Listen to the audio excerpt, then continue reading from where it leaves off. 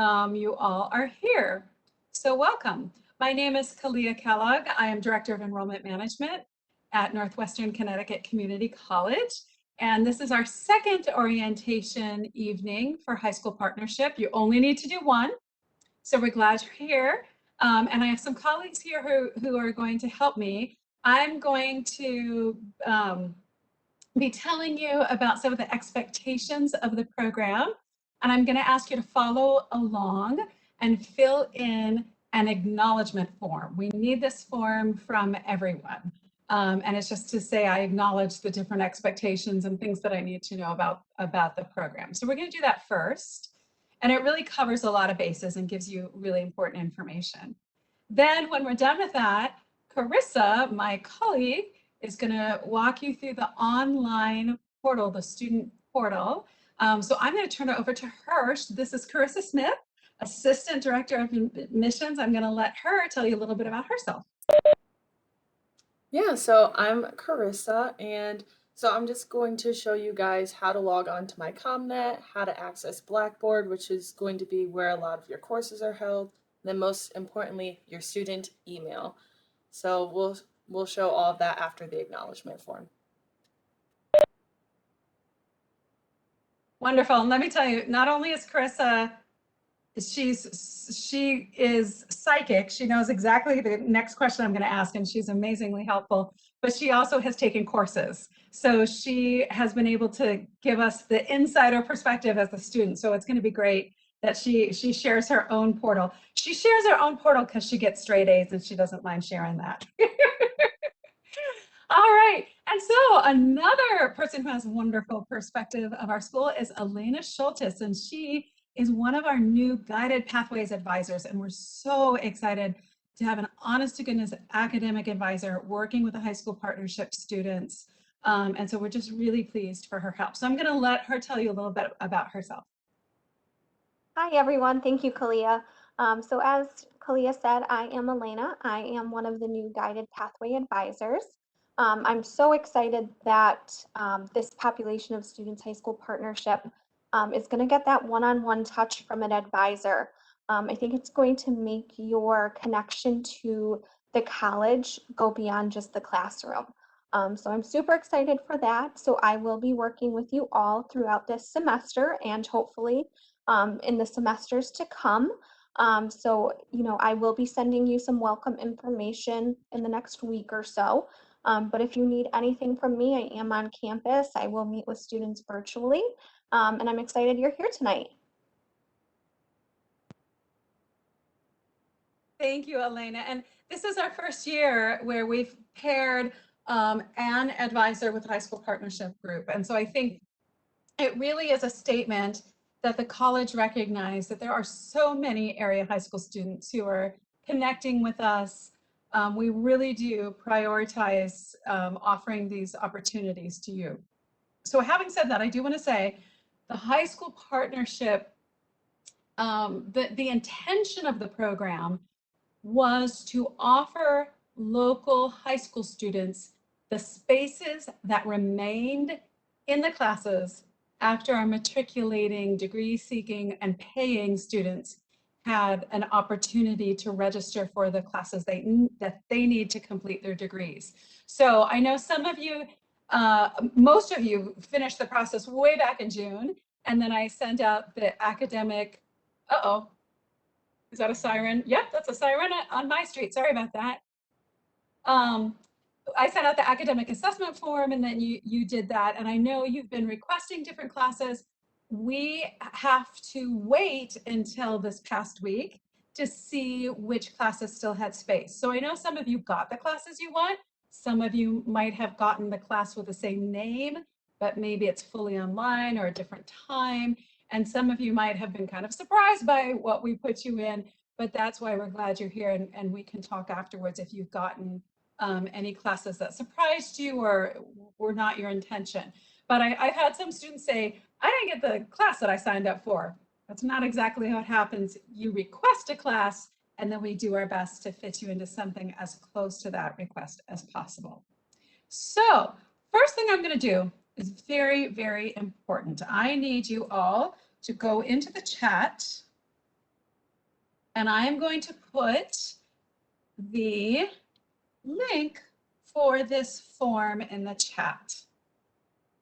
So Carissa, if you can try that out, make sure it's going where I think it's going, to our Fall 21 high school partnership acknowledgement form, I would be so grateful. Yes, it looks Awesome. good. Yay. Okay.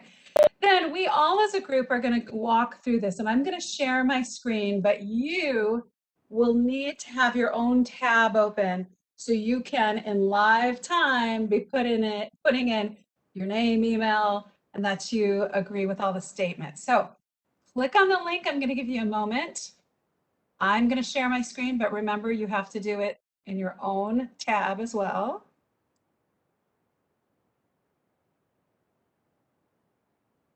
All right.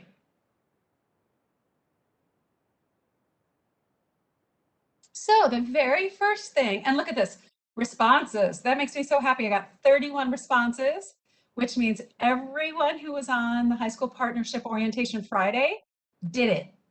And so the same thing's going to happen tonight. The exact amount of participants that we have should be the amount of acknowledgement forms that we get. So first questions, definitely ones I can't help you with, but should be easy. First name, last name, and your email address.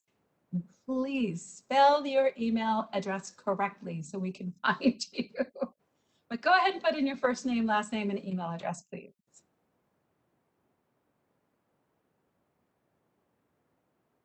And I will tell you, it's real interesting here. I'm seeing fire trucks go by, sirens. But I'm going to focus on you. If I see smoke, I'm going to let Carissa take over. Oh no, more sirens. Sorry, everybody. We're just going to let this pass. Okay. All right. So for our first question that we're going to do together is number 4. So you should all be on number 4. Is this your first semester with a high school partnership program? Very easy. Either it is or you have done it before. Even if you skipped a semester, you're it would be no, this you've taken courses. So just yes or no, there are in 4. Then 5, the fall 21 semester starts Thursday, August 26th. That is 3 days from now. Hard to believe that came so fast.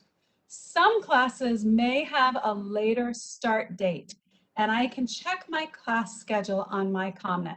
So let's go here. If you go, you'll see on MyCommNet, Chris is going to show you, but also you can look here under our course search.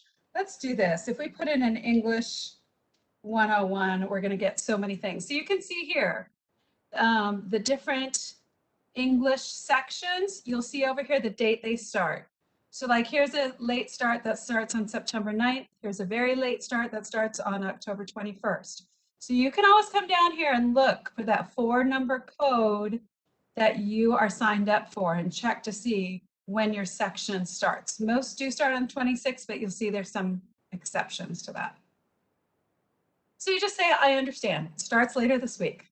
Here we go.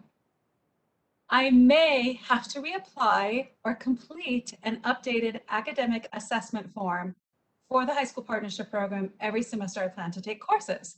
The deadlines for applicants are November 15th for the spring and June 15th for the fall. So remember that you did apply for the semester. I think we can hold off and not ask you to have to reapply, but you will have to fill out that academic assessment form. We don't know if you want to keep going, and we put a hold on your registration account so that you can't just start registering for classes.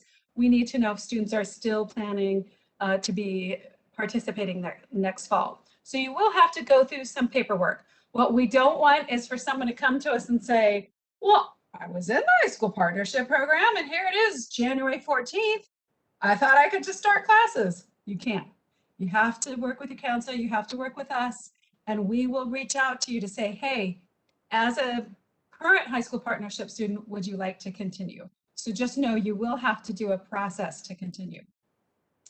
The maximum amount of semesters I can take classes through the high school partnership is 4.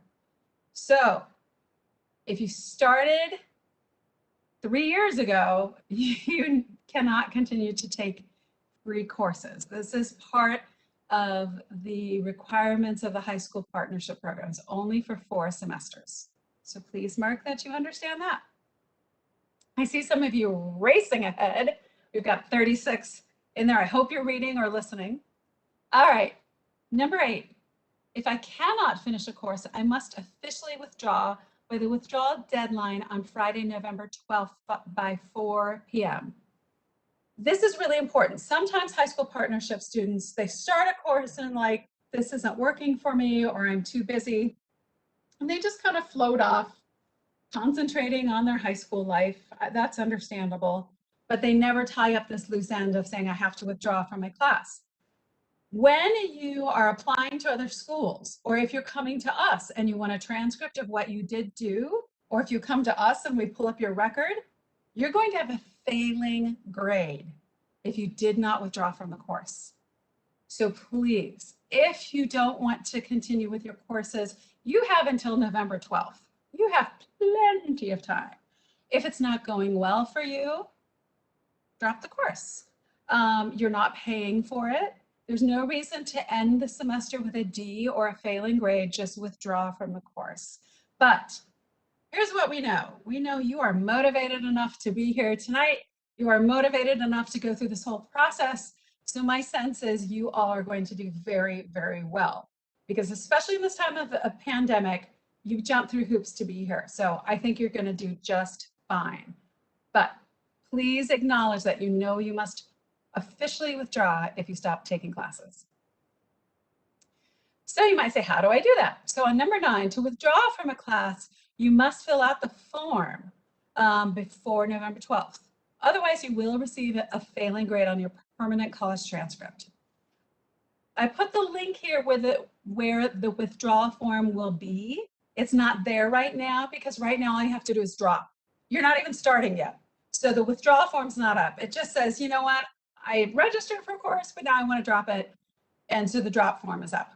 You as high school partnership students, before classes start, you can just write to me or write to admissions. You can just respond to any of the emails you've gotten about your classes and say, I think I need to drop, or I'm thinking of doing a different class. Elena and I will work on that together. But once the classes start and you think, no, I need to withdraw, you go to this form page for the withdrawal form. But again, I don't think this group's going to need it. I am responsible for purchasing or renting any required textbooks for the course. There is no financial aid available for textbooks. So the tuition, this is a tuition-free program, and you can do online courses, which means you're not paying for the commute. However, the textbooks can be costly. I'm going to go back here to the course search, and since we pulled up English, which is pretty big, there's something here called NOLO. If you're in a course and it doesn't have NOLO, and you're concerned about the textbook prices, you can connect with us, because NOLO is an indicator that there is either no cost or it's very low cost for the textbooks. So if the price of textbooks is a barrier for you, please be in touch with us. We can't offer you financial aid. Our federal financial aid is only for degree-seeking students, but we can maybe help you find a NOLO class or section. You can also go to your local high school and just say, are there any community organizations that are donating to help students with books? Sometimes they'll do that as well. So number 11, if I have trouble accessing my online classes, I can reach out for technical help. And this is the link. At the end of this, you're going to all get an acknowledgement page. It has all these links. So please, please, oh, please copy that acknowledgement page so that you have all these links on hand. This is built for you to have resources to go back to. So definitely save that link. If you are doing online courses, anything that's online or LRON or OCLR, You will want to have this if you get stuck with any tech issues. We will talk a little bit more about what all those things mean in just a moment. I will not automatically receive my grades or a report card after I complete the course. I can access final grades and a transcript request through my account in the MyCommNet portal. So again, Chris is going to show you how to get into MyCommNet, but just know we don't send you a paper report card. It's different than high school. You do have to request a transcript. Now, you'll see that's number 12.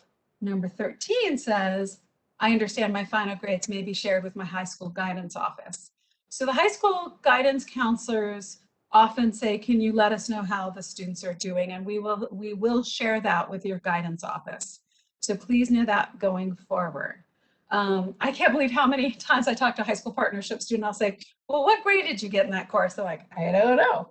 And I'm thinking, that would drive me crazy not to know what grade I got. I know Chris is the same, right? You would never go weeks without knowing your grade. We're I know numbers my people. grade every day. She checks it like the temperature. Always. So just know that you will have to request it, but we may share it with your guidance office. Just, probably in an Excel file if they ask for it. But we do share this information with your high school guidance office. All right, number 14, really critical for this semester. I understand that depending on COVID restrictions, my classes or class may be held either fully online or in a virtual classroom setting where I have to sign in at certain times. It is my responsibility to learn Blackboard. So all this is meant to say is that if things get bad, if someone in your class is COVID positive, for everyone's safety, we may move that classroom online. We may move it for 2 weeks. We may move it for the rest of the semester. We would like very much to keep everything as it is. We are very happy to be back with one another and seeing students. We're meeting some students for the first time after a year of talking to them online. So we would very much like to keep that in person classroom, but to keep everyone safe, we are asking you to remain flexible and to be prepared that things may move online. So please indicate that you understand number 14. This is another big one for the semester, number 15. I understand that I must complete a COVID attestation form on MyCommNet to provide vaccination information or to request an official exemption to the vaccination requirement. So this has been a huge question and I think a stress for a lot of students, but we're here to try and guide you through it. So Chris is going to show you what that self-attestation form looks like. What I'm here to explain to you is that you must fill it out. And what it's going to ask you is to attest to your vaccination status. If you've had it and you can give that information, that's what you're going to do. If you haven't had it and you intend to, that's what you're going to do. You're going to let us know when you intend to do it. If you haven't had it and you don't intend to, you're going to request either a medical exemption or you're going to request a non-medical exemption. All they're asking is that everybody attest to their current status. If you are vaccinated or if you are not vaccinated, the in-class, in-person experience will be no different for you. In that, we are going to be safe. So we are wearing masks. We're going to keep each other safe. We're going to keep ourselves safe. So whether you've been vaccinated or not, you're going to wear a mask in class. A lot of you, I know, hearing masks or having to talk about vaccinations, so well, then I'll go online. And that's fine, that's great. We're offering online courses, but you still have to do the attestation form. This is not to force you to make a decision about vaccination. This is just to tell us your status, and that will help us in tracking. All right, so that's number 15. Number 16. I will need to communicate with my individual professors when I plan to take holidays and or vacations that are scheduled through my high school, as they may not necessarily be time off from classes at the college. Bummer. Our spring break and your spring break are probably not the same days, but our professors are very fair. And if you talk with them well ahead of the time and say, you know, my family's taking a vacation this week, or we have this time off from school, do I have to sign in? Do I have to come? Can I complete something ahead of time? They're happy to work with you. So please, it really is, this is your part of the high school partnership, is your opportunity to learn to be a good self-advocate and also accountable for yourself. So it's a level above high school. Elena's not going to track you down. I'm not going to track you down and say, oh, hey, do you have a vacation this week? Did you talk to your professor? Like, you have to do this kind of thing. You have to remember, if I have a vacation from school, from my high school, I need to talk with my professor if I'm going to be out of town. So please do communicate with your professor. And then finally, the college will reach out to me via my MyCommNet email, and I must check it off in order not to miss important information. We're going to show you where your MyCommNet email is, and then know assignments, announcements, campus closings. Today we had a campus closing. If classes were in session, you would have learned on Saturday, like, oh, hey, we're not going to campus on Monday. So that's the kind of thing that's going to go through MyCommNet. You must check your MyCommNet email. Yes, it's another email account. This one will not be full of junk. This will be lots of important things for you to see. So that's what we're going to help you navigate. So before we look at that student portal, I'm also going to show you a little bit about the campus map. But any questions for me about some of the things we've gone over? And then my response number should start popping into like the 50s. Any questions from you all? If you have finished, you can submit this form.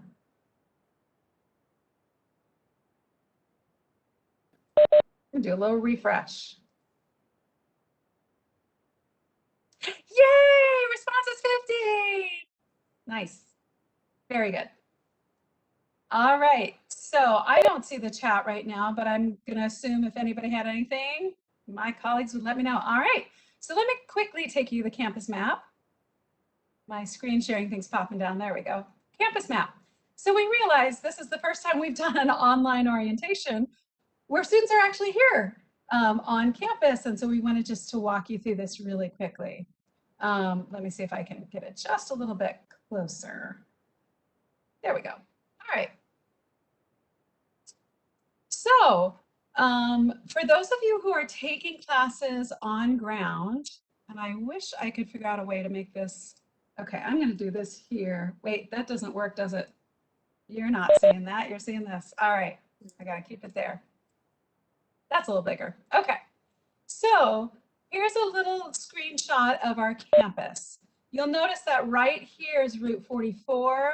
This is our beautiful Joyner Health Science Center. I don't think a lot of you will have classes. That's where a lot of our vet tech classes take place, and that is a selective admissions program. That's not really a high school partnership program that many students take advantage of. You can do the prerequisites, but the Joyner Health Science Center is that one right off Route 8. It's beautiful, new. Now there's a new clinic built right next to it, and we're hoping to collaborate with the health clinic. That one's for humans. But as you go through Route 44, you'll see here like a McDonald's, and right here is a CVS. So hopefully that's kind of orienting you to where we are. But right across the McDonald's is this Learning Resource Center. That is our fancy name for our library. It has a beautiful rotunda. It has some study spaces. You definitely are going to touch base with the library. So that's right there. And there's actually just a little bit of parking right here. Across from CVS is what we call the Founders Hall. I think when most people are driving through Winsted and they're like, there's the community college, they're usually pointing at the library in Founders Hall.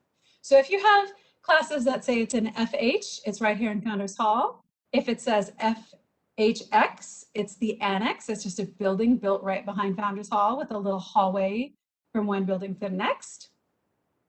This is the beautiful park that's right on our campus. It's called the East End Park. It has a fountain in it, and there's parking along here. If you have classes in Founders, you can park along here. You can also park in Lot F. Founders is not the easiest place to find parking, but if you have evening classes, it should be pretty good. And then if you go back a little ways, Greenwoods Hall is where Carissa and Elena and I all have our offices. This is where you're going to go if you have any questions for your advising, admissions. Those are all in Greenwoods Hall. Easy to park there. That's the best thing about Greenwoods Hall. Super, super easy to park. But you might also have some classes there as well. I know some math classes are taught there, etc. Across Route 8. So Route 8 comes, merges with 44, goes by the park, and then goes off towards Massachusetts up here. But if you come to Greenwoods Hall and you can park here, you can cross Route 8 at the stoplight and then go over the bridge walk. It's really beautiful. You cross over the river, and hidden behind the river and all these beautiful trees is the Art and Science Center. We call it the Art and Science Building, so it's called ASB. A lot of you will have ASB, classes in ASB. There's plenty of parking here as well. You can just turn on Holabird Avenue, turn right, and then go into the ASB parking lot. You also, before you see the library, there's a way to go in this back way by Whiting Mills, and then enter right after that beautiful Whiting Mills, what's it called? Oh, big building, help me. Whiting Mills. Whiting Mills. There's a word for it. Like factory, it's like an old mill factory, beautiful building. So when you go past that, then you're also on your way to ASB there. So that's just a quick overview of campus: library, Founders Hall, Greenwoods, ASB, which here is called the Art and Science Center. Easiest parking is Greenwoods, Arts and Sciences, but there's a little parking by the library, and then there's parking around the park. So anything either of you would add to that before we move on to my CommNet? No, I don't think so. Excellent. So thank you everybody for listening and for filling out the form. I am going to turn it over to Carissa now, who's going to help you learn about the student portal and Blackboard and all the things you know and need to know online. Awesome, thank you. All right, can you see it? Can you see the home screen? Okay, awesome. So to get onto my CommNet, you can go directly from our home screen, and we have a tab right here that says My CommNet, as well as down here, My CommNet Login. All of you guys should have received an email from us saying what your student ID number is. If for some reason you do not know what that student ID number is, you can also look it up. So for this Net ID lookup, you can put your last name, date of birth,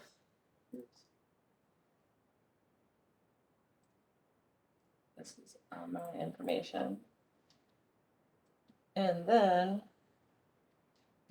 last 4 digits of your social, and then once you search, it's going to come up with your Net ID. So my Net ID looks a little bit different than your guys, because instead of NWCC, yours will say student, but it will be the first 8 digits of your Net ID, your student ID number, banner ID number. It's all the same thing. The other thing I want to point out is that your email is actually different from that. So this is your login to my CommNet, but this is actually your email address that you would send out to students, to faculty, to anybody.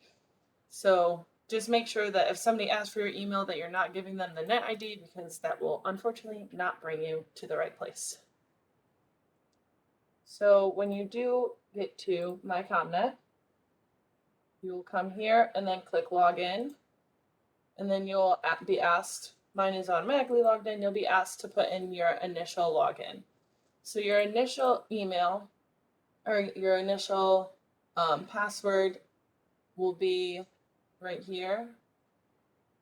So again, the net ID is going to be that 8-digit number that we have sent to you at student.comnet.edu.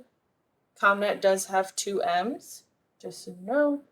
And then the initial password is going to be the first 3 letters of your birth month, with the first one capitalized, the and symbol, and then the last 4 digits of your social. So the example is this right here, capital J, lowercase a n, the and symbol, and then 6789 as an example of their social. So if you go ahead and put in the 8-digit ID number followed by at student.comnet.edu, and then this initial password, try and sign in, and then it should prompt you to create a new password. And this will be the password for your account. Make sure that you have it either memorized, written down somewhere, very secretive.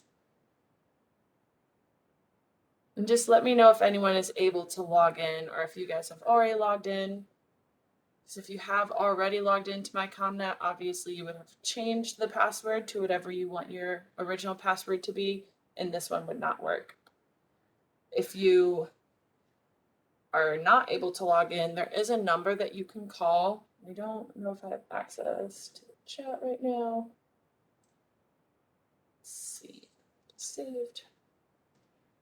That is the number that you would call to reset your password. So for some reason, sometimes technology is not on our side and for some reason it doesn't work, you can go ahead and call that number, and that should help you to reset your password. You would just be giving them this information, your 8-digit student ID number. They might ask for the last 4 digits of your social just to confirm, and they would help you get logged in for the first time. We had someone who said they already did it and successfully changed the password, so yay. Yay. All right, so once everyone is in my ComNet, you would first be brought to this home screen. If you do come across, you might have to do just one time something called authentication. If you do, just don't do the app. I know when you see an app, it seems like a very attractive choice, but you should just do the text, phone number, or security questions. The app just is a little bit weird and kind of a hassle, but the other 3 options should be really quick to get you through that, and they only ask you to do that once, and that's just in case you ever get locked out. So once you are in my ComNet, the things that we definitely want to show you are the vaccination status, self-attestation, the access to banner self-service, Blackboard, textbooks we'll review, and then college email. So the first thing you'll want to do is go ahead and click here to declare your COVID vaccination status. So if I click here, it's going to say I'm not registered for classes because this is only for students who are currently registered. But when you click it, it should show this. So this is just, again, going over the policy from the Board of Regents. But down here, it's really just saying whether you are in online classes or on-campus classes, this is asking you to attest to what your vaccination status is. So you are either fully vaccinated, you are partially vaccinated, and you expect to get your second dose on a certain date. If you are not vaccinated or unvaccinated, you have 2 options. If you're unvaccinated, you can request a medical exemption, and you will be then contacted and you'll have to follow up with a doctor's note, because anyone who is asking for a medical exemption must mean that there is a medical reason from a doctor to not have the vaccine. And then the last option is I'm not vaccinated and you are requesting a non-medical exemption. That means there is not a medical reason for not getting the vaccine, but there is another reason that you would like to be exempt from having the vaccination. And for that, you will then have to follow up to state the reason for your non-medical exemption. So that should just be a quick thing to fill out. And then the next thing we'll do, just so everyone knows how to find their schedule, if anyone's unsure of what classes they're in, when you get into the banner self-service, yours should only have Northwestern. Anytime you take a community college class, it'll add another school for you there. But hopefully it is just Northwestern, so it'll be very quick for you to find. And then you'll just want to go to registration schedule. So although you cannot register for classes yourself, this would be once you matriculate with us after you graduate high school, where you can register for classes. This is also where you can evaluate your professors after the class, look at any holds or where you are. But the main thing that we want to look at is the student schedule. So student schedule, it will then allow you to select a term. So everyone should be selecting fall 2021. Since I am not registered for any classes, I'm just going to put the spring so you could see what that will look like. So when you go ahead and submit for the semester, it will have the important information that you find on our course search. So we'll have the CRN, the course name and number, and then it will also have what the method is. So if you see online, that is a self-paced online course that you do not need to meet at certain days or times. If you see LRON, then you should also see days and times that you would have to come virtually. So that would be either WebEx, where we are right now, Teams, or Blackboard. And then if you see traditional or hybrid, you'll also see a location. So the location would be the physical place that you would come to campus and have your class, along with the days and times of what your classes are. Thank you, Chris. I realized on that question, I usually go over that. So I was so concerned about the fact that we might switch modalities that I didn't explain that very well, but thank you so much. I know I'm getting a lot of emails about that ONLN, you sign in when you can. It's you might have daily assignments, you might have to do something every day, but it's what time of day works for you.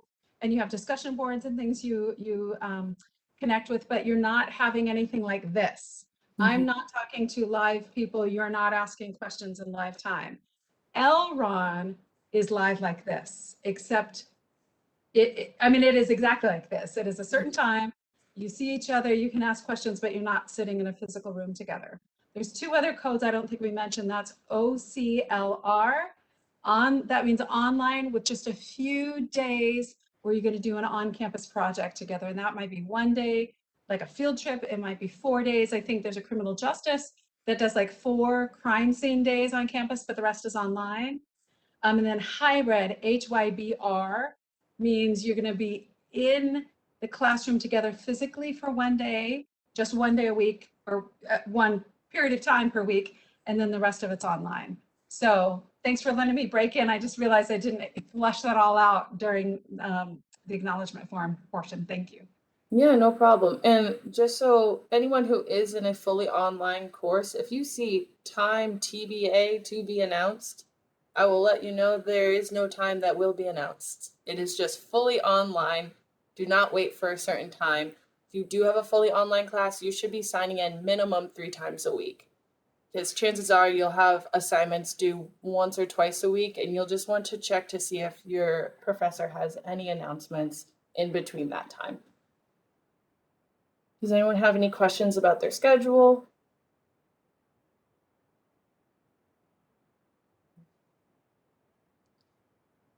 So this was the main thing. And like Elena said, she'll be here throughout the semester to help you guys. So I just showed you one part of that self-service. I'm sure if you have any other questions, she could help show the rest. Like after you do take classes with us, if you want to have your transcripts sent to your school, to you, official transcripts, you could also do that on there. The next thing that we're going to look at is Blackboard. So whether you are taking online or on-campus courses, Blackboard will probably be where you are going to be submitting your assignments. I think most professors now use that as a way for students to electronically submit papers, projects, anything like that. So in Blackboard, you should be assigned to this type of like orientation course, or it might be over here, So you can look up these like essential skills for Blackboard, which I would highly suggest reviewing because it just gives you a little bit of insight of where to find everything in your class. So right now you should be able to see your classes listed. These are mine from a previous semester, but I could go in just to show you. The first thing that I would look at, it brings you right to the announcement. So this is showing anytime that the professor sent an announcement out to the whole class. The good thing is announcements are also sent to your college email. So it'll kind of give you a prompt to go into Blackboard to see what they said, see if they posted a new assignment or changed the schedule. Syllabus and overview is the other thing that you guys should, I would say, check tonight or tomorrow before classes start so that you have an idea of when all of your assignments are going to be due. So if we look at the syllabus, it'll be super important to actually read through it. If you are in multiple classes, a lot of it might be the same. But if regardless, it is very good information. So this is going to be course specific, but you know, everything about COVID-19, anything about our college policies, different services and accommodations that you'd be able to use, contact information for if you ever need certain things on campus.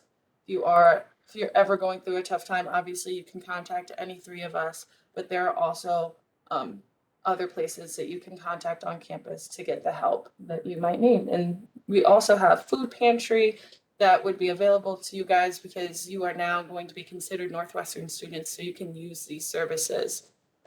So the syllabus, not only is it showing a lot of information about the classes, such as it'll show your textbook, the grading policies, talk about different projects you might have to do, but it'll also show some of the services and information about our college policies. The other thing on Blackboard would just be looking through course content. A lot of times, if it is an L-Run or fully online class, they'll have weekly folders like this with all the information that you would need. Virtual lectures or just additional readings might be posted here. And then fully online classes usually also have a discussion board. So do some L-Ron classes. So this is to help class participation. So especially for those online classes, when you're not going to class twice a week, you're expected to participate and interact with your other students. Any questions about Blackboard? Like I said, you'll want to look through this more.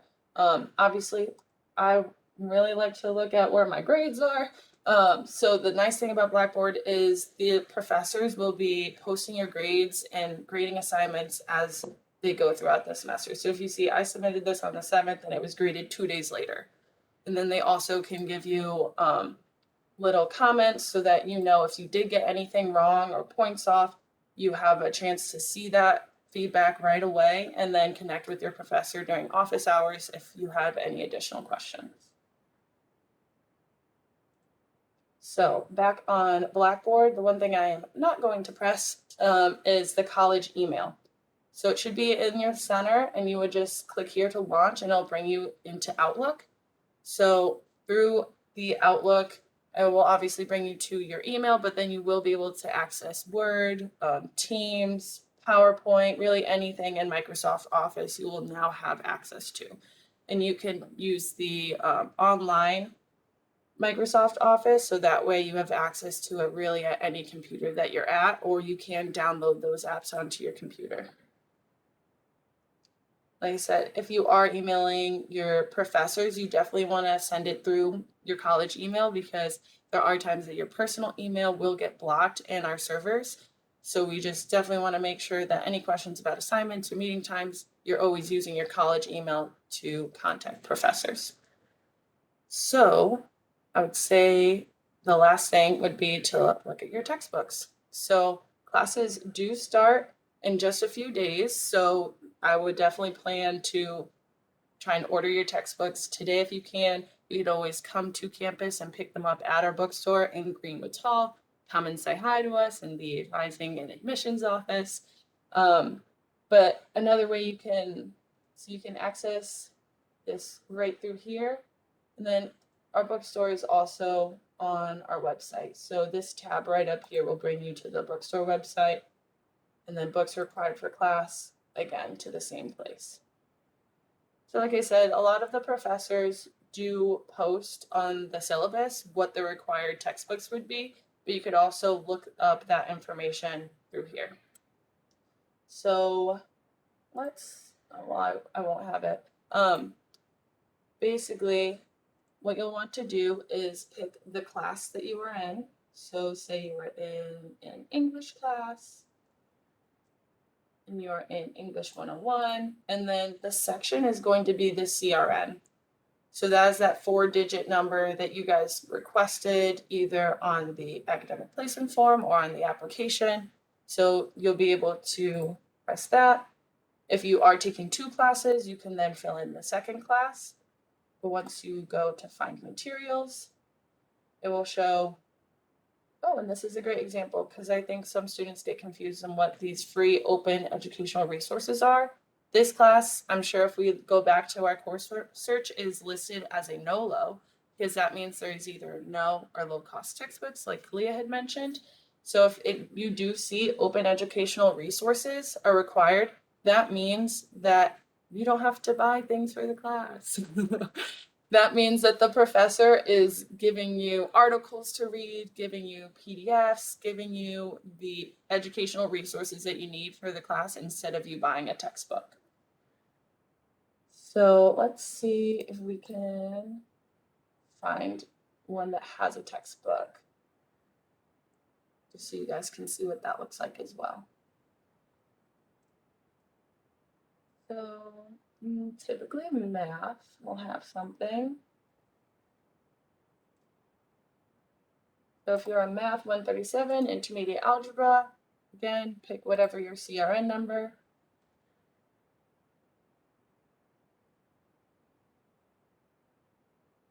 Wait for it to load.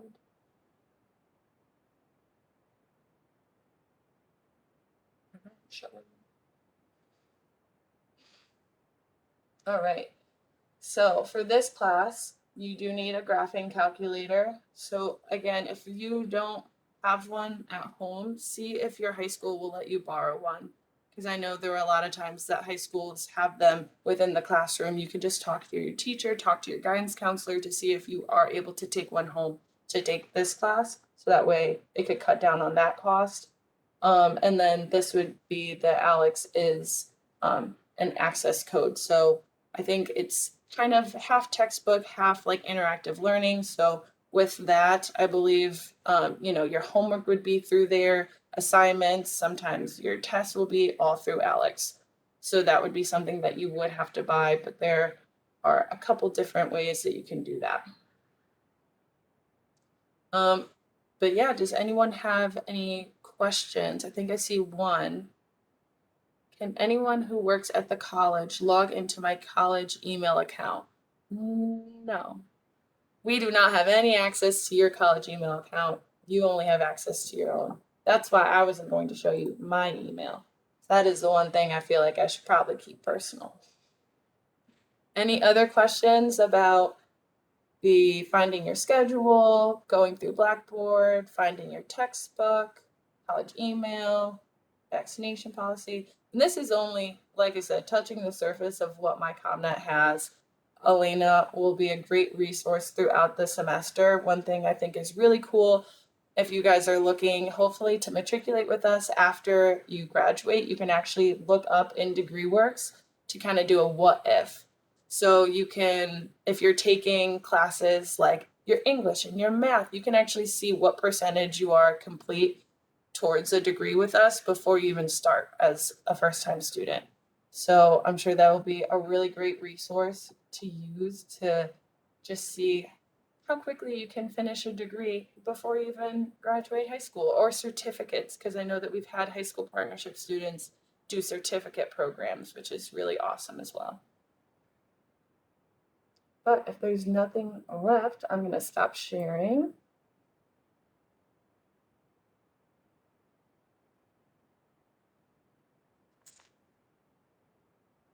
And see if there's anything else Kalia or Elena wanted to add before we try and wrap up any last minute questions for individuals. I am just answering a couple of things people have written privately about their specific classes. Okay. But yes, that was a good question about the email account. It's not like a discussion board. It is your private email. That doesn't mean that someone in IT wouldn't have access. I would assume for safety purposes, somebody would have access to something. I certainly can't get into a student's email. I can't even get y'all to read the emails I send you. Do you think I could get in there and read them for myself? But you're here. You guys are here. So that means we did it. We did it. You read it. But no, we can send you emails. Anyone on campus can send you emails, but we cannot get in there and read. Any other questions? Good questions. Oh, here's one. You can take up to 4 semesters. How can I take 4 classes before the end of spring? I want to take as many courses as physically possible, but I only have 1 right now. Well, Nathan, you should stay on and talk to Elena. You can only really, there are very, very few ways to take 3 courses for a semester. It would have to be like a course and a lab and something else, and almost no one does it. So we typically say you can take 1 or 2 courses. So we could look to see if there's a second course we could put you in for the fall, and then in the spring you could take 2. So really it's either 1 course or 2 courses per semester. But you know, if you are taking 2 college courses per semester and you do that for 4 semesters, you've knocked out a solid chunk of college work. And either it's all going to transfer or it will help you be placed in higher sections when you start at college. If you come to us, if you matriculate with us, it's certainly going to help expedite your college experience. So if you are motivated, then we should try and honor that. And there are definitely certificates that we have that are less than 8 courses. So if you are committed to this, you can get a certificate, and then once you graduate, because you cannot get it before you graduate high school, but then once you graduate, you can apply for graduation with us and apply as a normal student. Get a certificate right away. Awesome. Yeah, I'd like to too. Okay, perfect, Nathan. Stay on the line and we'll see if we can wrap up some things with Elena. So I think that we've covered everything for the group. Thank you all for submitting that acknowledgement form. I hope it was informative. This is your last chance to plug in questions for the group, but if you don't need to change your class registration, this would be the time where we're probably going to stop recording, and I want to just thank everybody for coming. If you do have questions that you need an advisor for, you can stick around and just put into the chat, please unmute me, and then we will one by one unmute you. So you might have to be patient while we have a bit of a queue.